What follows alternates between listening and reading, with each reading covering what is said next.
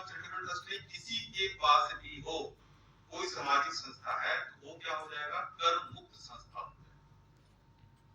उसको income tax का एक भी पैसा भुगतान नहीं करना है। तो 12वीं का सर्टिफिकेट हम लोग प्रोसेस में 12वीं का सर्टिफिकेट आ जाएगा। उसके बाद एक सर्टिफिकेट होता है एटीजी का सर्टिफिकेट। ये एटीजी का सर्टिफिकेट क्या है, ये डोनेशन सर्टिफिकेट। कोई हमारे पास आता है, हम उनको बोलते हैं कि आप हमारी संस्था को डोनेट करते हैं, तो डोनर हमसे पूछता है, तो हम बोलते हैं कि हम आपको एक सर्टिफिकेट देंगे जिससे आपको इनकम टैक्स का मिलेगा। तो दूसरा सर्टिफिकेट होता है एटीजी का सर्टिफिकेट होता है। तीसरा सर्टिफिकेट होता है सीएसआर रजिस्ट्रेशन। सीएसआर रजिस्ट्रेशन क्या होता है कि जब आपको कंपनी सीसीएल हो गया, सीएमपीडीआर हो गया, अब आज के डेट में उनका कंपल्सन है कि अपने नेट प्रॉफिट का 2% उनको समाज के काम के लिए खर्चा करना ही करना। जितनी भी बड़ी कंपनी है जिसका टर्नओवर 500 करोड़ से ऊपर है, वो सीएसआर एक्टिविटी में खर्चा करती है, तो सीएसआर का सर्टिफिकेट लेने के लिए हम लोग प्रोसेस में। इसके बाद होता है एफसीआर रजिस्ट्रेशन। एफसीआर रजिस्ट्रेशन क्या है, फॉरेन डोनर्स लोग कोई विदेश में आपके परिचित हैं, वो इंडिया में डोनेशन देना चाहते हैं, कुछ काम करना चाहते हैं, तो एफसीआर का सर्टिफिकेट होता है। और एक सर्टिफिकेट होता है दर्पण सर्टिफिकेट। दर्पण क्या है, दर्पण एक पोर्टल है, गवर्नमेंट डिपार्टमेंट का पोर्टल है। दर्पण पोर्टल क्या करता है, गवर्नमेंट और एनजीओ के बीच एक ब्रिज क्रिएट करता है कि अगर गवर्नमेंट को कोई काम करना है तो एनजीओ कहां से खोजेगा। तो देखिए दर्पण पोर्टल में कौन कौन सा एनजीओ हमारा रजिस्टर्ड है उसको खोजेगा और उसको कॉल करेगा, और फिर जो गवर्नमेंट का स्कीम है उस गवर्नमेंट की स्कीम के तहत उसको काम जो है अलॉट करेगा। बाद में लीगल कंप्लायंस की बात करें तो लीगल कंप्लायंस चाहे ट्रस्ट हो, चाहे सोसाइटी हो, चाहे कंपनी हो, सब जगह लीगल कंप्लायंस क्यों होता है, ऑडिट आपको कराना ही कराना है, रिटर्न डालना ही डालना है, बोर्ड की मीटिंग करनी ही करनी है, एनुअल रिटर्न डालना ही डालना है, एक्टिविटी रिपोर्ट डालना ही डालना है। तो ये ब्रीफ हमने आपको बताया धर्मेश सुराज चैरिटेबल फाउंडेशन की ओर, और जिस तरह से प्रयास किया जा रहा है हम आशा करते हैं कि धर्मेश सुराज चैरिटेबल फाउंडेशन काफी आगे तरक्की करेगा। इन्हीं शब्दों के साथ मैं अपनी बात समाप्त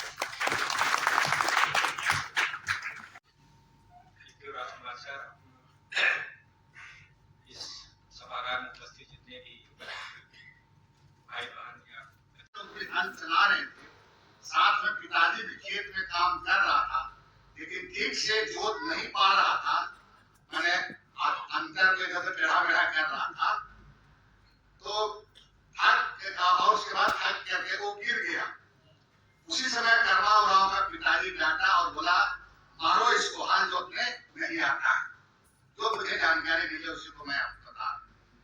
इसे गिरा हुआ अवस्था में उतान सोया हुआ था, हमको बताने वाला उतान मैंने उतान होकर सुना था।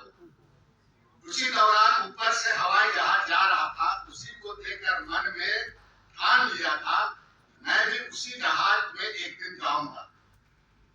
फिर आगे की शिक्षा हासिल करने के लिए बिशुनपुर मुख्यालय में हाई स्कूल की शिक्षा प्राप्त करने के लिए आते थे। रोज पैदल चलकर 15-20 किलोमीटर आते थे। इसी दौरान कभी कभी बहुत कठिनाइयों का सामना करना पड़ता था। बरसात के दिनों में विशेषकर सुबह जब नदी पार कर स्कूल जाते थे, लेकिन जब स्कूल छुट्टी होने के बाद वापस घर जाते थे तो देखते थे नदी पूरी तरह भर गया है, और नदी के किनारे बैठकर पानी कम होने का इंतजार करते थे। लेकिन पहाड़ी क्षेत्र के नदी होने के कारण नदी का पानी कम होने का नाम ही नहीं लेता था, और शाम हो जाता था तब जंगली जानवरों से बचने के लिए नदी के किनारे के पेड़ में ही मचान बनाकर सो जाते थे। खाने के लिए किसी का खेत में जो कुछ मिलता था उसी को खाकर रहना पड़ता था, क्योंकि नदी में से गांव की दूरी बहुत थी, जिससे कि किसी के घर में जाकर खाना मांगकर नहीं खाया जा सकता था, और जो कुछ भी मिलता था उसी से मकई शक्कर खाकर वो वहां रहता था। हाई स्कूल शिक्षा प्राप्त करने के बाद एक और समस्या उत्पन्न हुई, जिस समस्या से आदमी टूट जाता है, लेकिन उन्होंने अपनी समस्या को समस्या बनने नहीं दिया, और आर्थिक समस्या को दूर करने के लिए उच्च शिक्षा में नामांकन के लिए गुमला में कोऑपरेटिव सोसाइटी से लोन लेकर कॉलेज में नामांकन किया।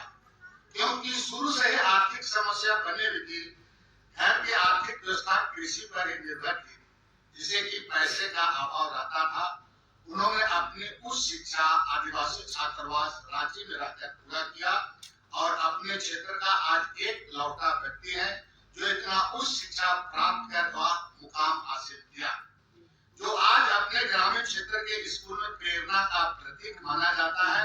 उनकी शिक्षा प्राप्त करने की जज्बातों के आगे छात्रावास की कुव्यवस्था कभी भी बाधा नहीं बनी, जो हमारे सामने जीवंत रूप से मौजूद है। शैक्षणिक जीवन की शुरुआत में छात्र जीवन में छात्र राजनीति में सक्रिय भूमिका निभाई। डॉक्टर धर्माराव छात्र संघ के चुनाव लड़े और रांची विश्वविद्यालय के सचिव के पद पर विजय हुए। 1975 में जयप्रकाश नारायण द्वारा चलाई गई संपूर्ण क्रांति में सक्रिय भूमिका रही। इस दौरान उनको पहली बार गिरफ्तारी एवं जेल जाना पड़ा। इसी छात्र राजनीतिक जीवन में जब बिहार सरकार के द्वारा बिहार की पहाड़ों की रानी बेतरहाट में कैबिनेट की बैठक रखी गई, तब डॉक्टर धर्माराव ने अपने नेतृत्व में 10,000 छात्रों के साथ कैबिनेट बैठक का घेराव कर उसे अपने मांगों को मनवाने में कामयाब हुए। उनका यह छात्र राजनीति की महत्वपूर्ण उपलब्धि थी। डॉक्टर भीमराव आदिवासी छात्रावास छात्र संघ के संस्थापक सदस्य थे। अपने राजनीतिक जीवन में विधानसभा और लोकसभा का चुनाव लड़े। उन्होंने अपने जीवन में शिक्षा के क्षेत्र में graduation, MSc, anthropology, LLB, PhD की शिक्षा हासिल की। कंक ही कंदो उसुबु ही बिंदो, कंक ही कंदो उसुबु ही बिंदो, ना है खोड़ा ता प्यारन ने सिंधु। मेरा विषय है उरांव समाज की परंपरा और विकास। मैं निर्मल टप्पो विद्यार्थी स्नातकोत्तर डॉक्टर श्यामा प्रसाद मुखर्जी विश्वविद्यालय रांची। चलिए हम उरांव समाज के बारे में संक्षिप्त जानकारी लें। उरांव या कुड़ुक जनजाति मुख्यतः झारखंड, छत्तीसगढ़, उड़ीसा, पश्चिम बंगाल और बिहार में निवास करती है। यह जनजाति द्रविड़ मूल की मानी जाती है और इनकी भाषा कुड़ुक है, जो द्रविड़ भाषा परिवार से संबंधित है। ऐसा भी माना जाता है कि कुड़ुक नाम शायद मूल रूप से विलुप्त हुए द्रविड़ धातु से लिया गया, जिसका अर्थ है मानव। प्राय सभी जनजातियों में अपने को कोई जाति ना बताकर मात्र मानव कहने की परंपरा पाई जाती है। उरांव समाज की पारंपरिक जीवन शैली से थोड़ा परिचित हूँ। उरांव समाज कृषि पर आधारित रहा है। ये धान की खेती के साथ साथ सब्जियां, मड़ुआ, गेहूं आदि भी उगाते हैं। कृषि कार्य में लगने वाले सभी औजारों को स्वयं निर्मित करते हैं और खेतों की जुताई के लिए जानवरों की सहायता लेते हैं।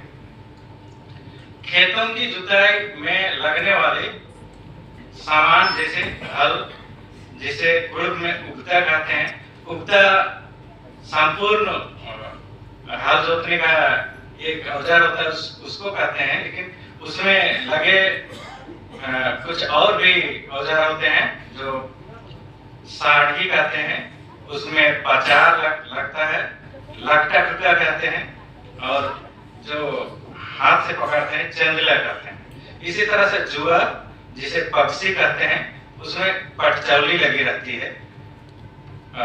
इसके साथ उसांगी, आरची डंडा, सुट्टी, नाड़ी, जुत्ता, टोंगे, कुट्टी, पेट आदि प्रयोग में होती है।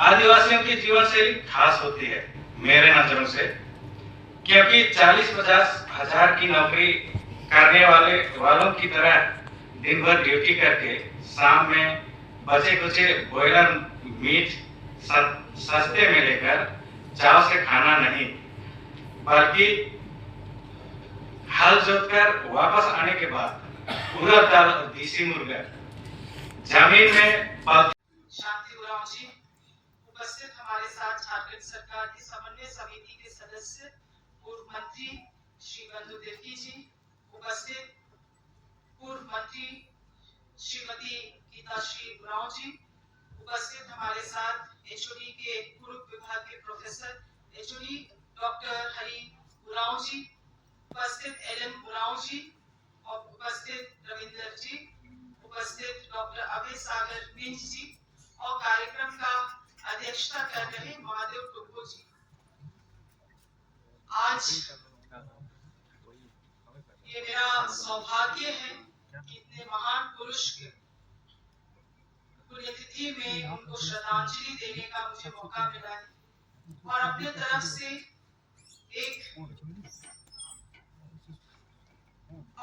से आज उस महापुरुष को और उनके बारे में कुछ शब्दों को कहने के लिए आज ये मंच मिला है।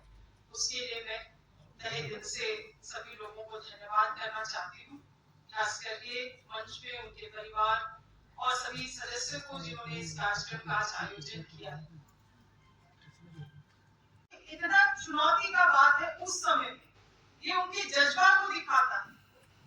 कई सारे राजनीतिक संगठनों से उन्होंने चुनाव भी लड़ा, कई सारे राजनीतिक संगठन से, पॉलिटिकल दल से, मगर उनका उद्देश्य केवल एक था, अपने लोगों का मुद्दा, अपने लोगों की समस्या और उनका समाधान। इसके लिए वो किसी से भी लड़ने के लिए और अपने जुझारूबंदी के लिए भी वो जाने जाते थे।